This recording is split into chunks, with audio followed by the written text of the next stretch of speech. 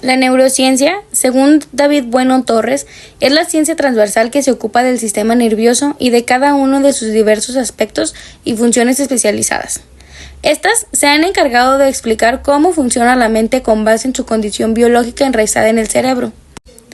Algunas de las ciencias que abonan a las neurociencias son neuroaprendizaje, que es la disciplina que combina la psicología, pedagogía y neurociencia para explicar el funcionamiento del cerebro. La neurodidáctica tiene como propósito diseñar estrategias didácticas y metodológicas más eficientes que promueven un mayor desarrollo cerebral para enseñar de forma más apropiada en cada una de las formas de aprender. Y la neuroeducación, que es la forma de concebir el proceso educativo teniendo en cuenta lo que los conocimientos neurocientíficos nos aportan sobre el desarrollo cerebral y los mecanismos implicados en el aprendizaje. Para aprender hay que tener modelos de aprendizaje, no solo lecciones y currículos. Educar es ayudar a alguien a desarrollar sus facultades físicas, morales e intelectuales. Transmitir conocimientos, actitudes, valores o formas de cultura, desarrollar y perfeccionar capacidades y cualidades, acostumbrándose a actuar de manera determinada. A través de la educación, transmitimos el legado cultural del que disponemos, ya sea humanístico, científico o tecnológico. Su principal objetivo debe ser ayudar a las personas a crecer en dignidad y este debería ser un elemento de satisfacción. El cerebro es el encargado de recibir los estímulos que llegan exteriormente, como los sentidos, e interiormente, como son las ideas, valores y entre otros. El cerebro se conforma por dos hemisferios. El derecho, que se encarga de reconocer emociones negativas, y el izquierdo, que reconoce las emociones positivas. También se conforma por 4 lóbulos. El lóbulo occipital, que es el que tiene como función la visión y la lectura.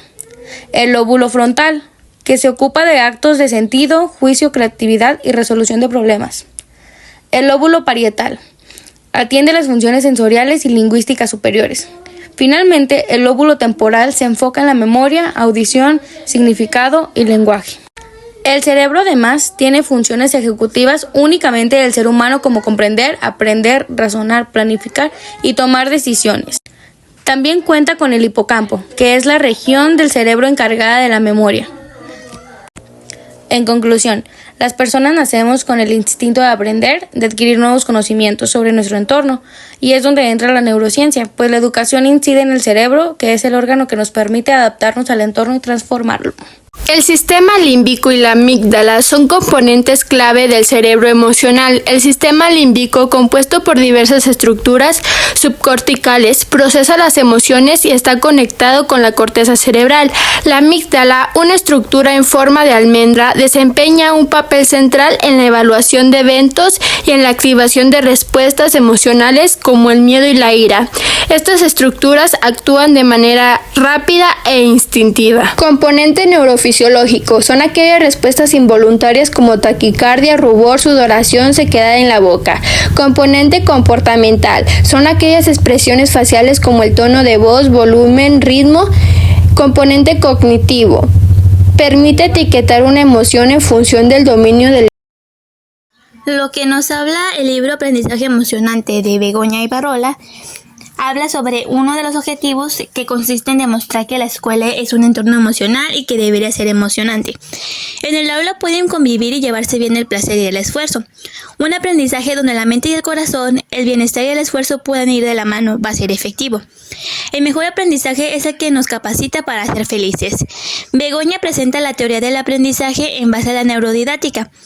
Uno de los principios de lo cual es el aprendizaje en un proceso emocional. En este libro también nos habla sobre 3 factores que favorecen el aprendizaje en la primera infancia, que es la imitación, la atención compartida y la comprensión empática. La neuroeducación se propone delimitar los periodos de desarrollo y encontrar las enseñanzas que más encajen en cada etapa. Esto lo dice Néstor Bryan. Neuroeducación, forma de concebir el proceso educativo teniendo en cuenta los conocimientos. Consisten en interactuar directamente sobre el cerebro de quien lo recibe. Es posible mejorar los métodos de enseñanza y conseguir que los alumnos aprendan de una mejor manera. Las personas somos la especie más social de todas y somos los organismos que tenemos un cerebro más complejo y desarrollado, especialmente en los aspectos más sofisticados de la vida mental, como el lenguaje, el racionalismo y la empatía, entre otros. Lo único que hacemos a través de la educación es favorecer la adaptación de nuestros descendientes al entorno que se encontrarán, el cual incluye también muy especialmente la cultura. También se educa el cambio y la transformación, la crítica y la reflexión. El cerebro es el órgano rector que dirige, entrega y gestiona múltiples actividades del cuerpo.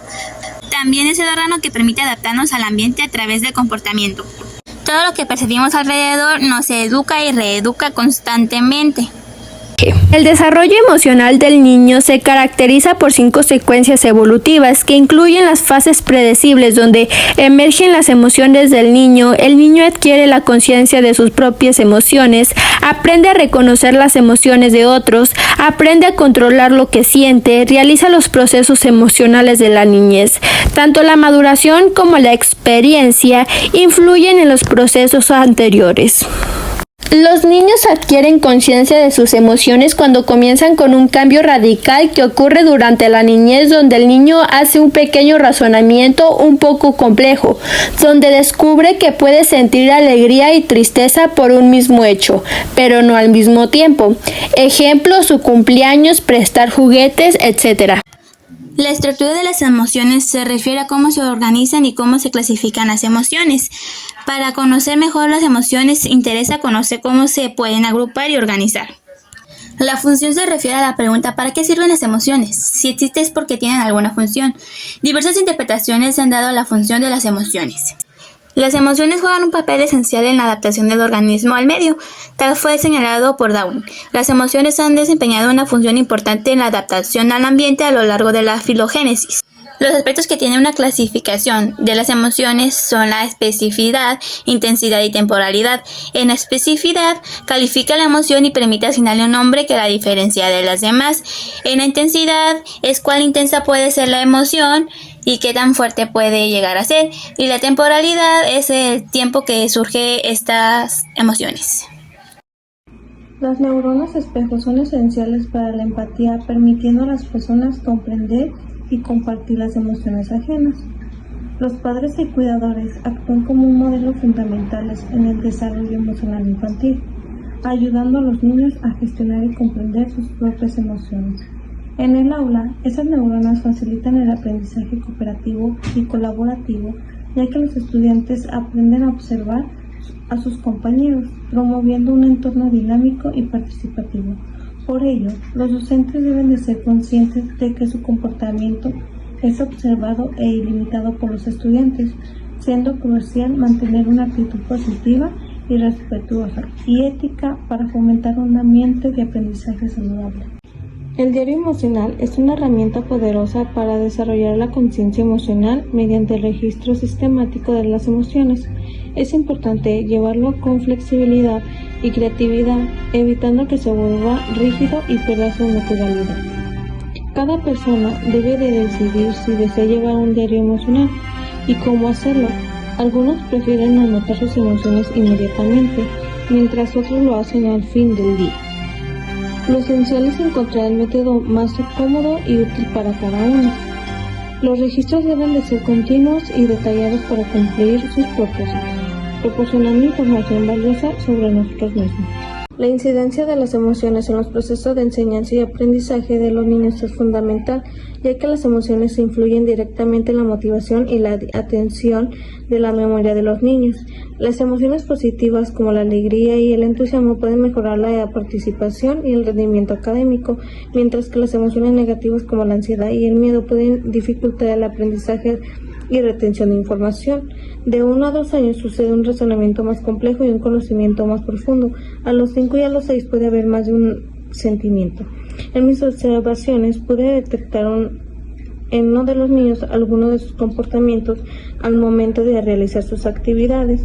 De esta forma, una pequeña estaba enojada ya que un compañero le quitó sus colores y ya no pudo realizar sus actividades.